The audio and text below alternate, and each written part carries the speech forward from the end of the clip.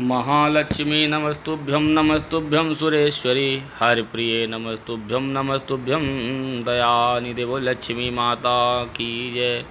श्री महालक्ष्मी व्रत कथा। एक राजा और एक रानी थी। राजा रानी कोई संतान नहीं थी, तो राजा जो है जंगल में घूमने के लिए अपने घोड़े में सवार होकर के जब गांव के बाहर निकला तो मंदिर के बाहर देखा कुछ औरतें जो हैं महालक्ष्मी जी का व्रत कर रही थीं। तो राजा घोड़े से उतर करके जो उनके पास में गया और उनसे पूछने लगा, बहनों आप ये क्या कर रहे हो? तो उन्होंने बोला, ये जो है महालक्ष्मी जी का व्रत है, जिसके संतान नहीं उसके संतान की प्राप्ति होती है।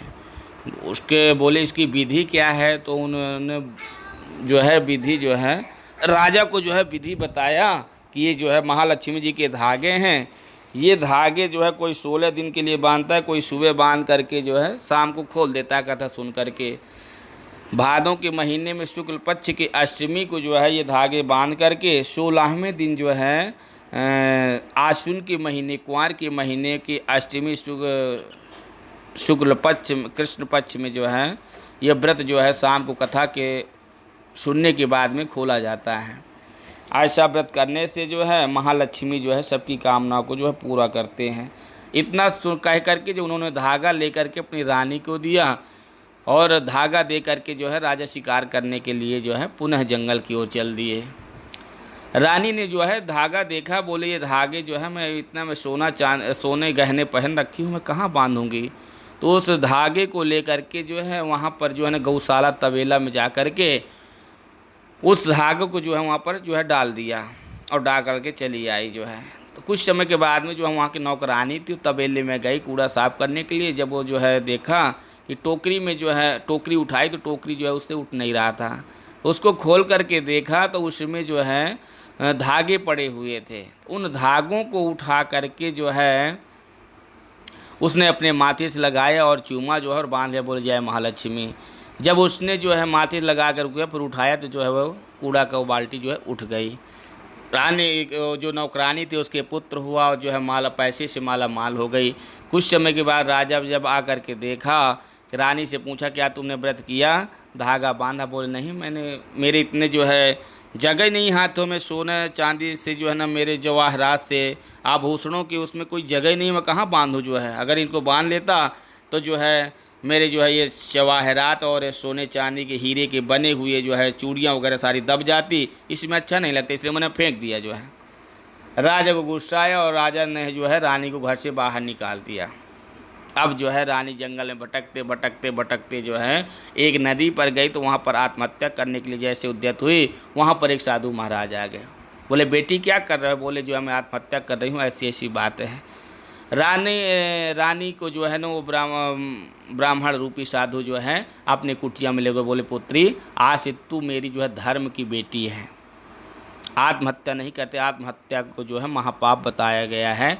इतना कह करके जो है साधु महाराज कुटिया में रानी जो है रहने लग गई।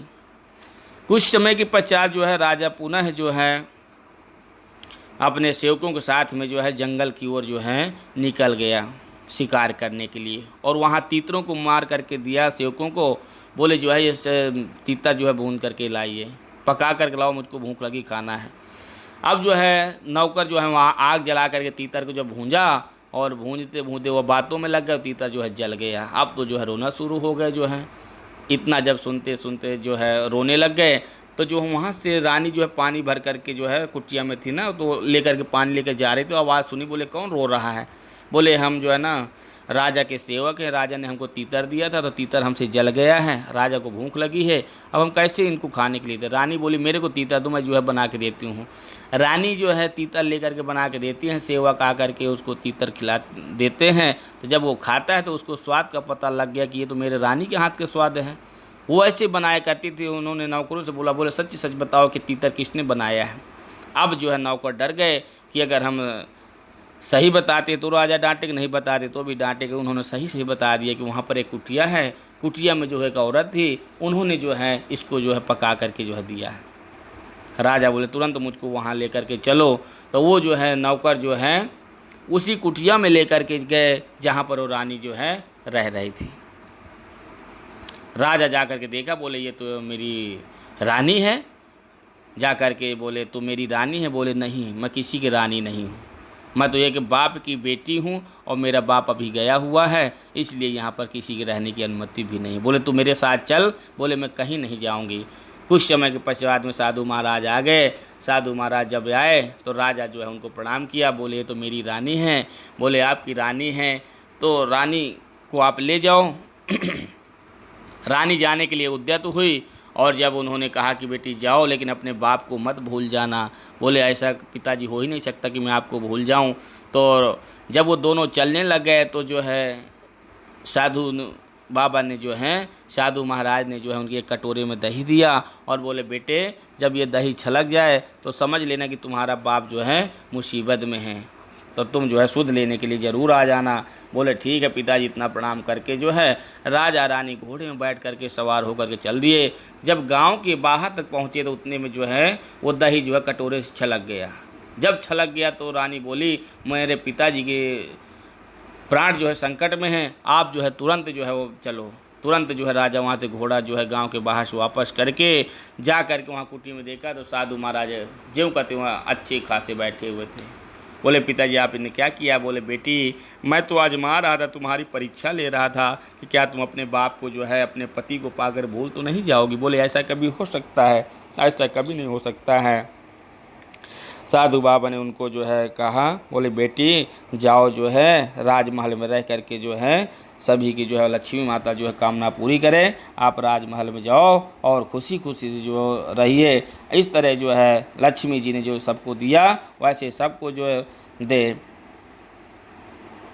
राजमहल में जा कर के दोनों जो है रहने लगे खुशी खुशी। पूरी लक्ष्मी माता की जय।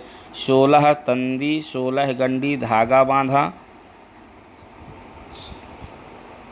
रानी राज प्यारा मैं सुहाग प्यारा, जय महालक्ष्मी।